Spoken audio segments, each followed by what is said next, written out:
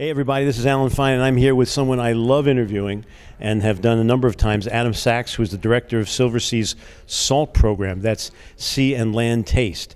And over the period of time that we've been talking, it has changed, it has grown, it has evolved. Even since we sat on this sofa. Yeah, there's new things happening. In fact, we got to go check.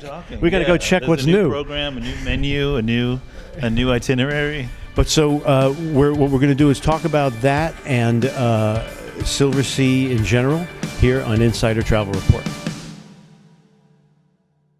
Adam, thank you for talking to us. Thanks for having me. It's good to see you again, Al. It's good to see you too. I mean, every time I see you, it's a peak life experience. Well, we never meet in like a boardroom or a gas station off the interstate or a boring hotel lobby. We're always somewhere fun. Well, say where we are now, because what I'm going to say in contrast, the last time we met, we were at a farm, and the people were just pleasant farmers, and now we're somewhere much more elevated, supposedly, but it's still that Silversea immersion that S.A.L.T offers. Right, and I think there's a connection there.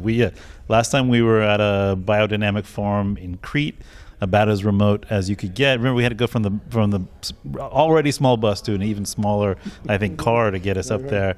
And now we're in a kind of nobleman's home, baron's home outside of Sintra, within viewing distance of the ocean. Vineyards all around, and we just had a beautiful lunch of seafood, and you had the meat, but it was anyway. We just drank a 1962. I can't say the grape, but it was lovely, and it still had life in it. Yes, we're showing you pictures of this, and this just it's indicative of what S.A.L.T program offers. The fact that you get the immersion for the land and sea taste. We're right now doing the land portion. You go on the ship, you get the sea portion because you have these facilities that have grown. What do you have on the ship? Well, so on Silver Ray, the second in the Nova class, if you remember, S.A.L.T Lab on Dawn and Moon were lovely, sort of intimate spaces. I love them, kind of theater in the round, cooking spaces. But they were on deck 4 without windows. And when we introduced Silver Nova last year, S.A.L.T Lab went upstairs, kind of got a promotion to the is moving on up to the 10th deck.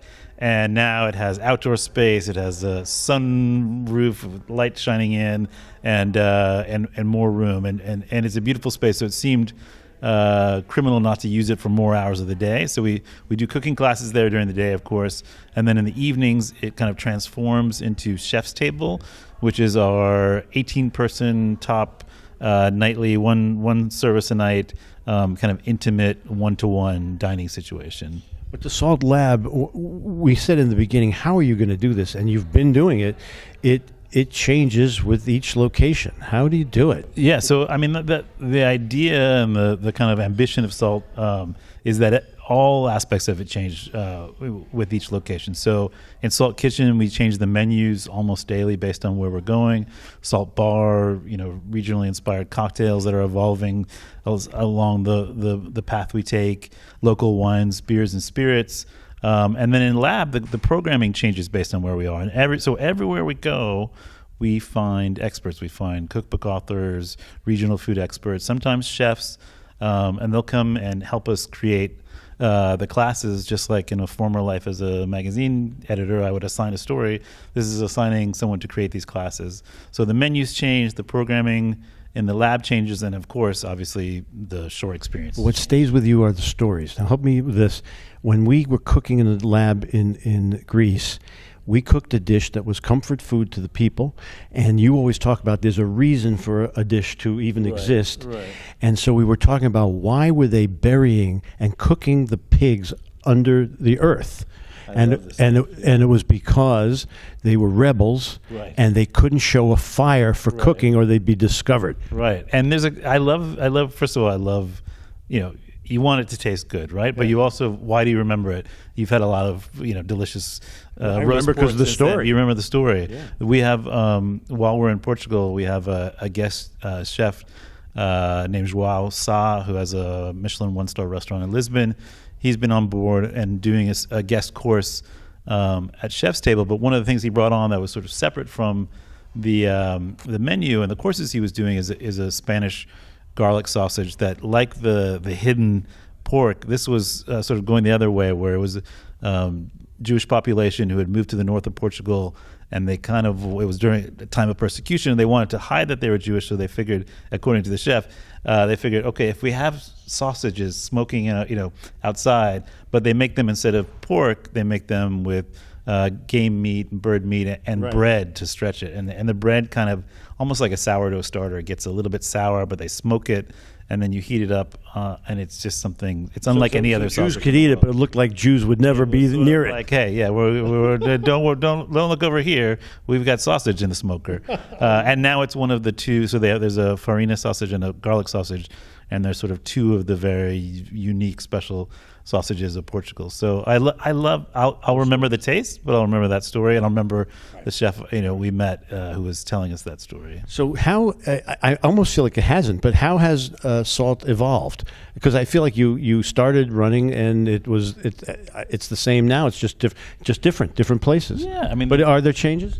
Yeah, there are some changes to the hardware and what we can do with it. So again, Nova class ships, where we get to play is a little bit bigger. Salt Kitchen, I think, is around the same size still. It's the third biggest restaurant on board. But the nature of Salt is that it continuously evolves based on where we go. And also when we go back, which shore experiences we love, which ones need a little work, who we bring on as our outside experts. Nova's in Alaska right now, and we had our classes created by women, a pair of sisters named Emma and Claire, who go by the name the Salmon Sisters, and they have cookbooks. They have a couple cookbooks, and they're actual salmon fisher people. We want to get them on board, but summer is their biggest season fishing. So going there, it means new dishes, new stories, and new experts and sort of regional food personalities to bring on board physically, and also in the classes we give. Well, it sounds like a lot, but what it really is it's a lab, it's a bar, it's a kitchen, and it's excursions, and it all ties into wherever Silverseas is. Well, for the four ships. And you asked about what's changing. We're also starting to, now that we've kind of established the baseline of what we want to do, we want to add more shore experiences, maybe some pre and post cruise. We want to add wine classes. We want to add more cocktail classes. So if you think about the kind of ethos of SALT is just connecting people to the place they're going through the lens of food and drink and culinary culture, there's so many ways we can do that. So we're just starting to scratch the surface of how we can do that. And the stories. And the stories. I love the stories. You got to come for the stories. Well, thank you for introducing me to all of that. Thanks for being along for these amazing journeys. I appreciate it. We do some more in the future. I think we have to. And this is Alan Fine for Insider Travel Report.